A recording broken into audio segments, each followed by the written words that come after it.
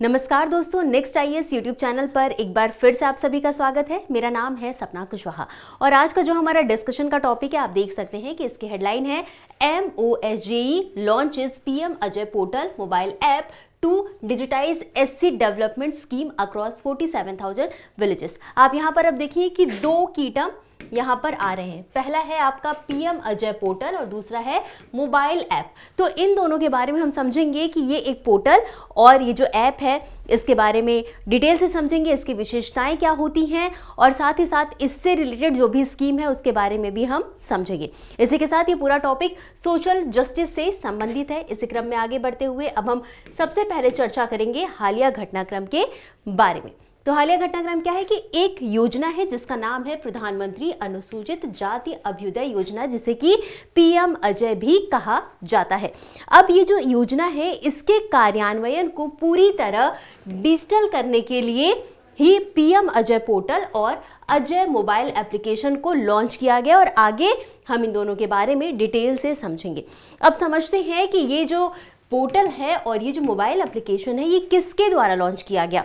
तो इसे सामाजिक न्याय और अधिकारिता मंत्रालय के द्वारा लॉन्च किया गया। उद्देश्य भी समझना काफ़ी ज़रूरी हो जाता है। तो ये जो दोनों पोर्टल और एप्लीकेशन है, इससे क्या होगा कि 47,000 से अधिक SC बहुल गांव, यानी कि जिन गांव में SC लोग बहुत ज़्यादा रहते हैं, उनकी बहुलता है, अधिकता है, उनकी प्रगति के लिए डिजिटल रूप से ट्रैक होगी।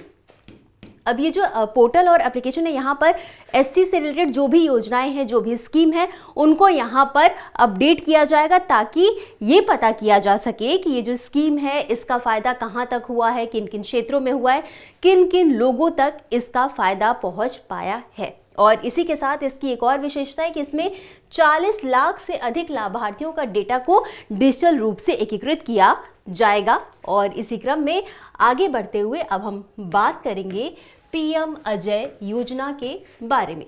तो सबसे पहले आपको जानना है कि PM अजय योजना है जो है उसका पूरा नाम क्या है, आपको याद होना चाहिए। तो इसका पूरा नाम है प्रधानमंत्री अनुसूचित जाति अभ्युदय योजना। अब बात करते हैं इसकी शुरुआत कब हुई थी। तो 2021 से 22 में इसकी शुरुआत की गई थी। नोडल मंत्रालय भी जाना आपके लिए बेहद ज़रूरी हो जाता है। तो ये जो स्कीम है इसका नोडल मंत्रालय है सामाजिक न्याय एवं अधिकारिता मंत्रालय। अच्छा, ये जो योजना है ये पहले जब इस योजना को बनाया गया तो इसमें 3 योजनाएं जो पहले से चली आ रही थी उन तीनों को मिक्स करके इस योजना को बनाया गया था। और वो 3 योजनाएं कौन कौन सी थी उसके नाम को देख लेते हैं। तो पहली योजना है प्रधानमंत्री आदर्श ग्राम योजना, दूसरी है अनुसूचित जाति उप योजना के लिए विशेष केंद्रीय सहायता और तीसरी जो स्कीम है वो है बाबू जगजीवन राम छात्रावास योजना। तो इन तीनों योजनाओं को मिला करके बनाया गया PM अजय योजना को। अब ये जो योजना है इसके उद्देश्य को समझना भी जरूरी हो जाता है। तो उद्देश्य की बात कर लेते हैं। तो अनुसूचित जातियों का सामाजिक आर्थिक उत्थान, यानी कि ये जो स्कीम है वो किससे रिलेटेड है, अनुसूचित जातियों से। तो अब इसका लक्ष्य यही है कि अनुसूचित जाति जो हैं उनको ज़्यादा से ज़्यादा सामाजिक लाभ मिले और साथ ही साथ उनका आर्थिक रूप से भी उत्थान हो, उन्हें आय मिले, आय के स्रोत मिले, रोजगार मिले। ठीक है। और जब आय के स्रोत अच्छे होंगे तो गरीबी कम होगी, है ना। शिक्षा का स्तर अच्छा बनाया जा सके उनके लिए, साथ ही साथ उनके लिए कौशल विकास भी बढ़ाया जाए, स्किल डेवलपमेंट भी किया जाए उनके लिए, ताकि वो और जो नई स्किल आ रही है मार्केट में उनको वो सीख सके और उसके अकॉर्डिंग रोजगार प्राप्त कर सके। साथ ही SC बहुल गांवों में बुनियादी सुविधाओं का विकास करना। बुनियादी सुविधाएं जैसे कि हो गया सड़क, रेल, पानी, बिजली, ये सब जो बुनियादी सुविधाएं हैं इन तक इनकी पहुंच को आसान बनाना, यही है इस योजना का उद्देश्य। अब आगे बढ़ेंगे और समझेंगे इस योजना के प्रमुख घटक के बारे में। तो सबसे पहला है आदर्श ग्राम विकास, यानी कि जिन एरिया में, जिन गांव में SC बहुल मात्रा में रहते हैं उसे एक आदर्श ग्राम बनाना उनके लिए, ताकि वहां पर उनको सारी सुविधाएं आसानी से मिल सके। हमने आपको पीछे बताया कि कौशल विकास यानी कि उनके स्किल को इम्प्रूव कराना, साथ ही साथ उनको आजीविका यानी कि आय के स्रोत उपलब्ध कराना और उच्च शिक्षण संस्थानों में छात्रावास निर्माण, यानी कि जो एससी हैं वो मान लीजिए अपनी उच्च शिक्षा के लिए बाहर कॉलेज में जा रहे हैं, यूनिवर्सिटी में जा रहे हैं, तो उनके लिए वहां पर अलग से छात्रावास योजना की भी सुविधा होनी चाहिए इसके तहत। अब पात्रता की बात कर लेते हैं कि ये जो स्कीम है उसके लिए कौन लोग पात्र होंगे।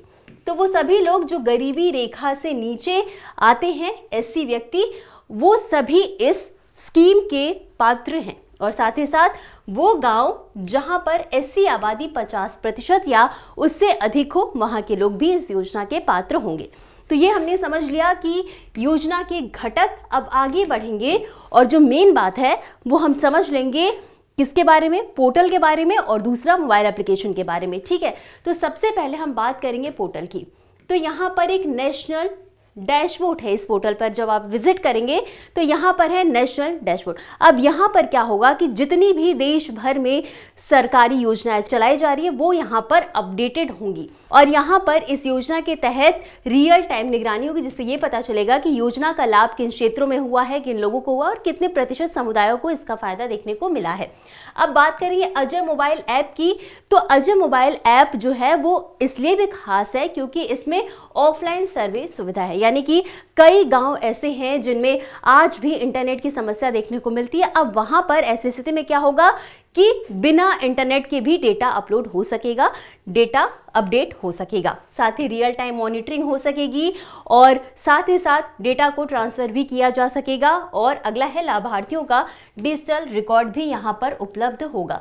तो इस लिहाज से ये ऐप और ये पोर्टल जो है वो काफ़ी इंपॉर्टेंट हो जाते हैं। लेकिन इसके लिए जो सबसे एक अहम चुनौती सामने आती है वो ये है कि जो ग्रामीण लोग हैं वो उनके पास अभी भी वो जागरूक नहीं है, ये डिजिटल रूप से बहुत ज़्यादा सक्षम नहीं है। तो सबसे पहले उन्हें जागरूक किया जाना चाहिए कि वो इन योजनाओं को समझ सके डिजिटल तरीके से, फिर वो उनका लाभ उठा सकेंगे।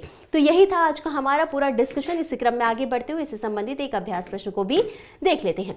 तो प्रश्न क्या कहता है कि पीएम अजय योजना के संदर्भ में निम्नलिखित कथनों पर विचार करें। आपके पास 3 कथन है।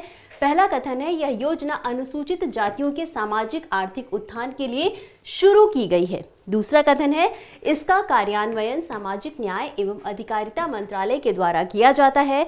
और तीसरा कथन है, यह केवल कौशल विकास कार्यक्रमों तक सीमित योजना है। आपको बताना है कि उपरोक्त में से कौन सा या कौन से कथन सही है या सही है। आपके पास 4 ऑप्शन है, ए केवल 1 और 2, बी केवल 2 और 3, सी केवल 1 और 3, या डी 1, 2 और 3। और इस प्रश्न का उत्तर आपको हमेशा की तरह कमेंट बॉक्स में देना है।